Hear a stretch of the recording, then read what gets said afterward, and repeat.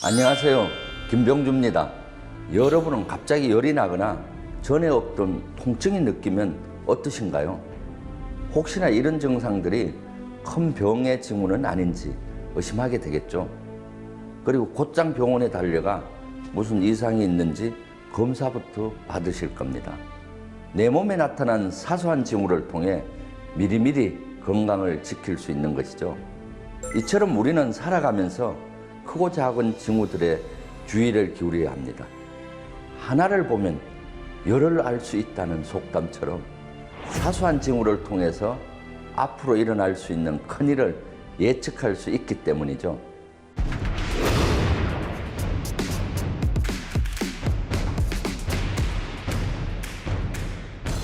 손자 역시 징후의 중요성을 강조했습니다. 특히 전장에서는 늘 징후를 예의주시하고 그에 맞는 대비책을 세워야 한다고 했죠. 만약 전쟁에서 적이 보여주는 사소한 징후를 알아차리지 못하거나 무시하게 되면 어떤 일이 벌어질까요? 곧바로 적의 기습을 받거나 함정에 빠져 위기에 봉착하게 될 것이 자명합니다. 이를 잘 알고 있던 손자는 사전에 징후를 파악할 수 있는 방법을 제시했습니다. 먼저 적군의 움직임을 통해서 징후를 파악하는 방법입니다. 손자는 적이 가까이 있는데도 공격해 오지 않는 것은 바로 험준한 지형을 믿고 있는 것이라고 했습니다. 즉, 아군이 먼저 공격을 해오도록 기다리고 있다는 것이죠. 반대로 적이 아주 멀리 있으면서도 기어이 싸움을 걸어오는 것은 아군을 위인하려는 움직임이라고 말했습니다. 과거의 전쟁은 대부분 근접전이었죠. 적의 주병력이 가까이 있어야만 결정적인 전투가 이루어졌습니다. 그런데 적의 주력은 멀리 있는데 일부 부대가 와서 싸움을 거는 것은 아군을 위인하려는 속셈으로 봐야 하는 것이죠. 그래서 이 경우 함부로 군대를 움직여서는 안 되는 겁니다. 둘째, 손자는 자연현상을 통해 적의 동태를 파악할 수 있다고 했습니다. 만약 멀리서 많은 나무가 움직인다면 이것은 보병들이 오고 있는 뜻입니다. 또 우거진 숲에서 특정 지역의 나무들만 움직이고 있다면 이것은 적이 숲을 헤치고 이동하는 것일 수 있습니다.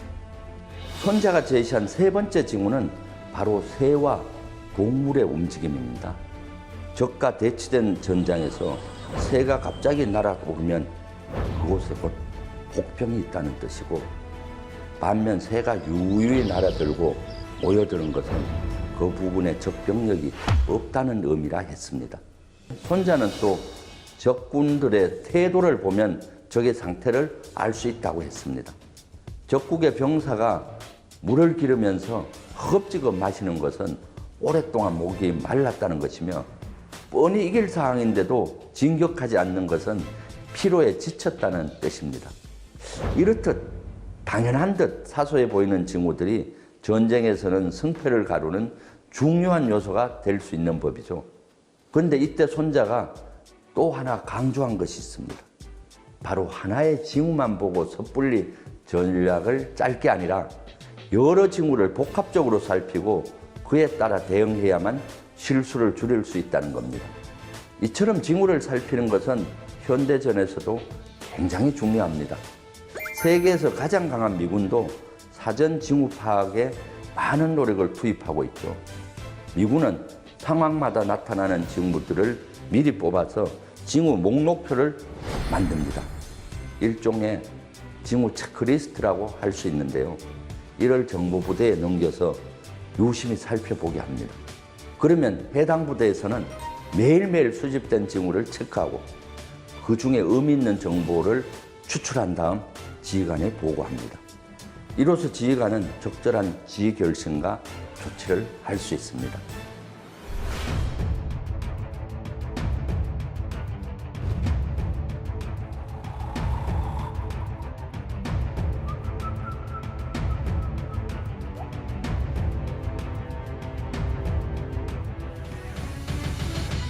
손자가 말한 징후는 전쟁에서뿐만 아니라 우리 일상에서 일어나는 크고 작은 사건, 사고에도 적용됩니다.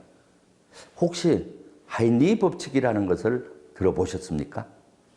대형 사고가 일어나기 전에는 반드시 크고 작은 사고들이 먼저 일어난다는 규칙을 밝힌 이론입니다. 1920년대 미국의 여행자 보험회사에 다니던 하버트 하인리는 7만 5천 개의 산업재해 자료를 정밀 분석했습니다. 그리고 통계학적으로 굉장히 의미 있는 규칙을 찾아냈는데요. 평균적으로 한 건의 큰 사고 전에 29번의 작은 사고가 발생하고 300번의 잠재적 징후들이 나타난다는 사실입니다. 실제로 그는 산업재해 예방, 과학적 접근이라는 책을 펴내며 1대 29대 300 법칙을 발표했습니다. 산업재해로 인해 중상자가 1명 나올 경우 그 전에 같은 원인으로 발생한 경상자가 29명 있었고 다치지는 않았지만 같은 원인으로 경미한 사고를 겪은 사람이 무려 300명이 있다는 사실을 밝혀낸 겁니다. 이것은 우리가 300개의 사전 징후들만 잘 알아차려도 한 개의 큰 사고를 막을 수 있다는 뜻이기도 합니다. 하지만 우리는 급격하게 산업화를 이루는 과정에서 불행하게도 이를 잘 지키지 못했습니다. 가장 대표적인 것이 바로 성수대교와 삼풍백화점 붕괴 사고입니다. 특히 삼풍백화점은 대한민국 국민의 트라우마 중 하나입니다. 1995년 6월 29일 사람들이 한창 쇼핑을 즐기고 있던 시간 갑자기 백화점 건물이 무너져 내렸습니다. 멀쩡히 서 있던 백화점 건물이 무너지다니 정말 거짓말 같은 일이었죠. 하지만 삼풍백화점은 결코 멀쩡한 건물이 아니었습니다. 개장 직후부터 원인 모를 미세한 진동들이 발생했고 천정에서 물이 새는 등 위험 징후가 조금씩 나타났습니다.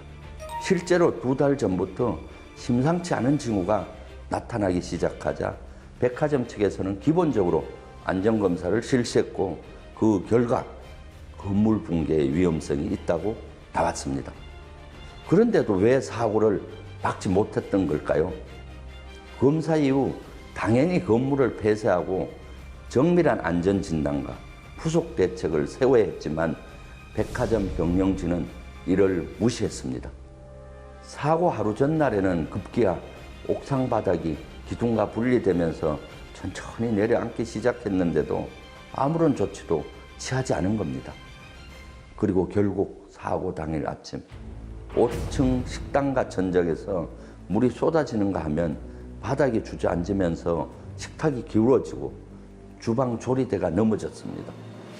그때마저도 경영진은 5층 식당가만 폐쇄하고 백화점은 정상 영업을 하다가 영업이 끝난 뒤 보수 공사를 하겠다고 결정했습니다. 당시 1000여 명 이상의 고객과 종업원들이 건물 안에 있었는데도 말입니다. 결과는 참담했습니다. 오후 5시 57분 백화점은 요란한 소리와 함께 무너져 내렸고 붕괴 시작 5분 만에 900여 명의 사람들이 다치고 500여 명의 소중한 생명이 숨을 거뒀습니다. 삼풍백화점 관계자들이 하인리의 경고를 무시한 결과였습니다. 단순히 사회적 재난뿐만 아니라 국가를 운영하는 데 있어서도 하인리 법칙이 적용될 수 있습니다. 우리나라 현대사에서 대단히 아픈 기억 중에 하나는 IMF 사태죠. 이 IMF가 발생하기 전에도 많은 징후가 있었습니다. 하지만 정부와 기업들은 이에 대한 대응을 소홀히 했고 우리 국민들은 너무나 혹독한 대가를 치러야 했습니다. 국가 신용도가 떨어지고 많은 기업이 부도가 났으며 수많은 직장인들이 직업을 잃고 거리에서 방황했습니다. 그야말로 국가가 벼랑 끝에 내몰린 것이죠. 하루하루 생존을 걱정해야 하는 우리 국민들의 고통은 말이 아니었습니다. 대체 왜 이런 비극이 생겨났던 걸까요? 1980년대 말 우리나라는 저유가, 저달러, 저금리라는 삼저 현상으로 최대 경제 호황을 누렸습니다. 전에 없던 호황기였죠. 우리나라는 석유 한 방울 나지 않는데 유가가 낮으니 공장을 운영하기 좋았습니다. 또 금리도 낮아 은행에서 돈을 빌려 사업을 벌이고 투자하기가 쉬웠습니다. 그래서 많은 기업이 너도 나도 은행에서 돈을 빌려 사업을 확장해 갔죠. 주로 차입 경영을 한 것이죠. 더구나 달러 가치가 낮고 상대적으로 엔화 가치가 높아 우리 기업들은 세계 시장에서 가격 경쟁력을 유지할 수 있었습니다. 경상수지는 흑자 연속이었습니다. 그야말로 호시절을 누린 것이죠. 하지만 이런 좋은 시절은 오래가지 못했습니다. 90년대 중반에 이르자 이러한 국제 경기의 흐름이 변하고 삼저 현상은 끝이 났습니다. 유가가 상승하고 달러 가치가 높아졌으며 금리가 상승했습니다. 이때 정부와 기업들은 경기 변화에 발맞춰 빠르게 경제 정책을 전환하고 기업 정책과 체질을 개선했어야 했습니다. 하지만 실제로는 어땠나요? 정부는 저금리 정책을 지속했고 기업들은 차입 경영을 유지했습니다. 이 무렵 수많은 기업이 어마어마한 부채를 떠안고 있었는데도 말입니다. 상황이 이렇게 흘러가자 곳곳에서 위험 징후가 포착되기 시작했습니다. 먼저 1996년부터 경상수지 적자폭이 커졌습니다. 환율이 올라가고 단기 부채가 증가하고 외화 보유액이 감소하기 시작했습니다. 그리고 1997년 초 한보그룹이 5조 원대의 부도를 낸 것을 시작으로 산미, 진로, 뉴코아 등 대기업들의 연쇄적인 부도가 이어졌습니다. 이때부터 언론에서는 기업의 무리한 대출과 해외 금융시장의 불안정, 정경유착, 차입 경영, 금융 부실의 위험성을 보도하기 시작했습니다. 수많은 경제 전문가들이 위기 징후를 포착하고 국가 위기 사태를 경고했던 것이죠. 하지만 당시 경제 관료들과 많은 기업에서는 이를 묵살하고 미온적인 대처만 일삼았습니다. 이때 태국발 경제 위기가 동아시아 국가를 휩쓸고 결국 우리나라를 강타했습니다. 그리고 결국 한국은 IMF 관리체제라는 직격탄을 맞게 됐습니다. 금융, 건설, 제조, 설비, 투자 어느 분야라도 가릴 것 없이 모두 휘청거렸어. IMF 사태로 인한 실업자는 약 130만 명에 달했습니다. 경제위기 징후에 민감히 대처하지 못한 대가를 혹독히 치러야 했던 것이죠. 만약 이 무렵 여러 징후에 민감히 대처하고 근본적인 대응책을 마련했더라면 상황은 어떻게 달라졌을까요? IMF라는 전대미문의 경제위기는 막을 수 있었을 것입니다.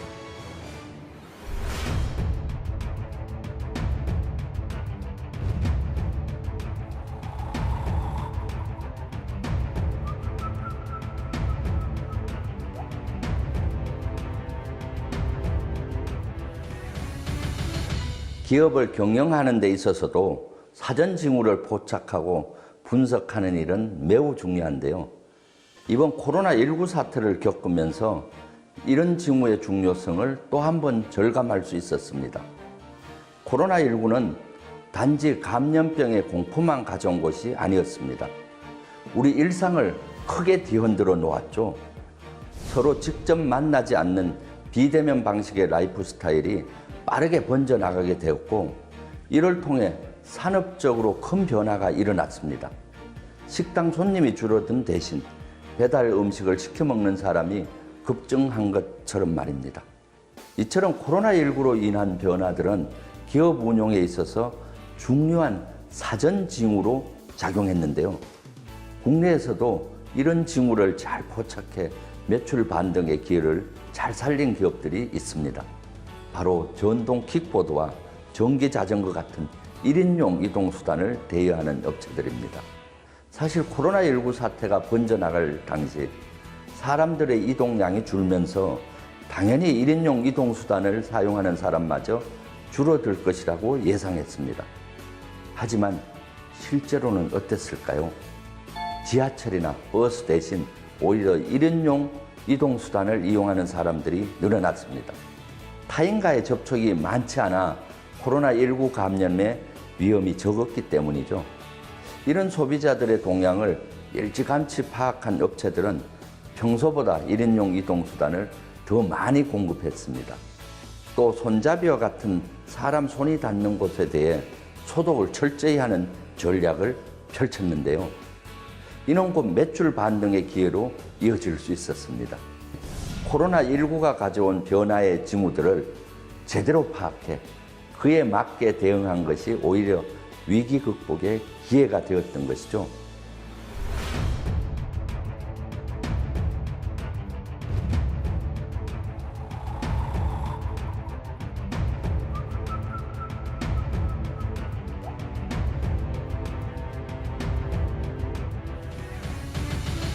그런데 이처럼 중요한 징후를 파악할 때 주의해야 할 점이 있습니다. 징후가 불명확할 수도 있고 또 어떤 징후는 의도적으로 조작된 것일 수도 있기 때문입니다. 한마디로 거짓 징후에 속아서는 안 된다는 말인데요. 우리는 어떻게 이를 분별할 수 있을까요? 손자는 징후를 검증하기 위해서 책작 형각이 필요하다고 했습니다. 책작 형각이란 바로 찔러보고 알아채는 방법인데요. 즉, 적을 자극한 후 적의 반응을 보고 적의 군사력과 대비태세를 확인하는 것이죠. 사전에 징후를 미리 파악할 수 있는 좋은 방법입니다. 실제 예를 하나 들어볼까요? 2003년도에 일어났던 이라크 전쟁에서 있었던 일입니다.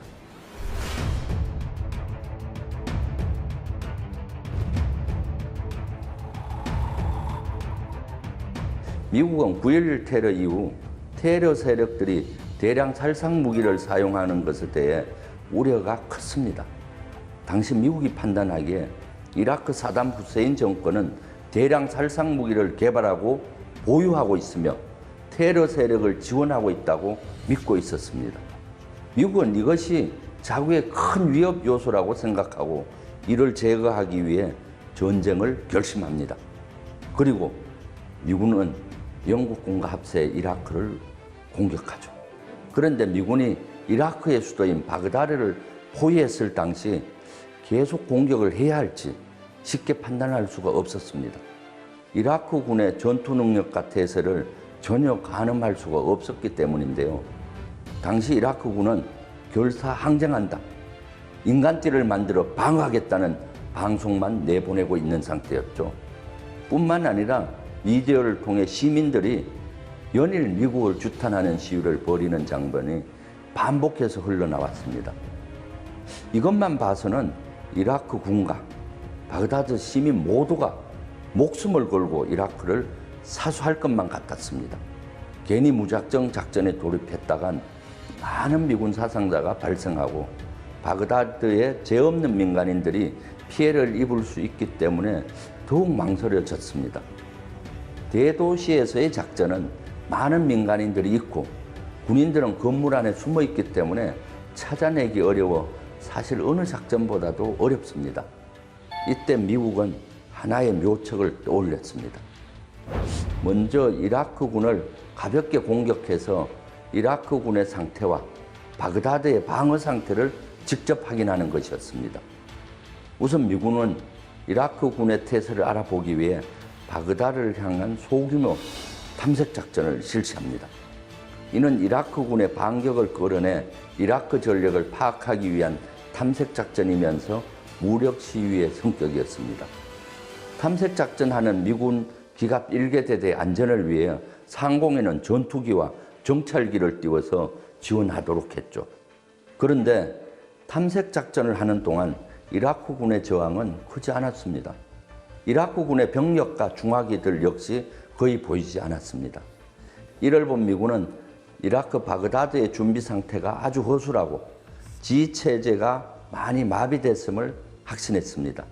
이후 미군은 한 차례 더 탐색작전과 무력 시위를 했습니다. 2차 탐색작전 때에는 대대의 4배 규모인 여당 규모로 더 늘려 가감하게 바그다드 도심을 향해 진격했습니다. 미군은 바그다드 외곽에서 바로 이라크 대통령궁까지 진격해 그곳에서 하룻밤을 머물기까지 했습니다. 그러나 이라크군의 저항은 미미했습니다. 그동안 이라크군이 보여줬던 결사항쟁의 방송 등은 가장된 징후였음을 깨달은 것이죠. 이후 미군은 바그다드를 구획하여 대규모 병력을 투입해 바그다드를 점령했습니다. 그 결과 너무나 쉽게 이라크 수도를 함락시킬 수 있었죠. 손자가 이야기한 책작 형각을 실전에 적용해 성공을 거둔 겁니다. 책작 형각은 기업에서도 적용해 볼 수 있습니다. 화장품 회사의 경우 매 시즌별로 신상품을 출시하고 있죠. 그런데 어떤 상품이 잘 팔릴지 소비자들의 트렌드를 파악하기 쉽지 않습니다. 무턱대고 신상품을 대량으로 생산했다간 자칫 고객들의 외면을 받고 낭패를 볼 수 있죠. 이를 막기 위해서 많은 기업들은 한 달에 몇 개씩 소량의 제품을 출시해서 고객의 반응을 살피곤 합니다. 이 역시 책작 형각의 전략이라고 할 수 있는데요. 만약 좋은 화장품이라면 고객들이 주변 친구나 가족에게 입소문을 내고 SNS에 올리는 등 좋은 반응이 이어지겠죠. 기업은 이 과정을 면밀하게 모니터링한 후 제품 생산을 늘려도 늦지 않습니다. 반대로 반응이 좋지 않은 것은 더 이상 상품화하지 않음으로써 피해를 최소화할 수 있습니다. 또한 고객의 반응 중 부정적인 의견은 신상품을 만들 때 반영하기도 합니다. 이처럼 징후라는 것은 우리가 살아가는 데 있어서 매우 중요한 나침반이 됩니다. 연애와 사업, 그리고 건강을 챙기는 일은 물론이고 각종 위험과 재난을 피하는 것까지 이런 징후들을 통해서 미리 예측할 수 있는 건데요. 우리 삶 속에 수많은 징후들을 놓치지 않으려면 어떻게 해야 할까요? 늘 깨어있는 정신으로 주변의 징후를 잘 포착하는 지혜를 발휘해야 할 텐데요. 여러분들도 손자의 징후 그리고 책작 형각의 지혜를 통해 삶의 성공의 확률을 높여나가시길 바랍니다. 감사합니다.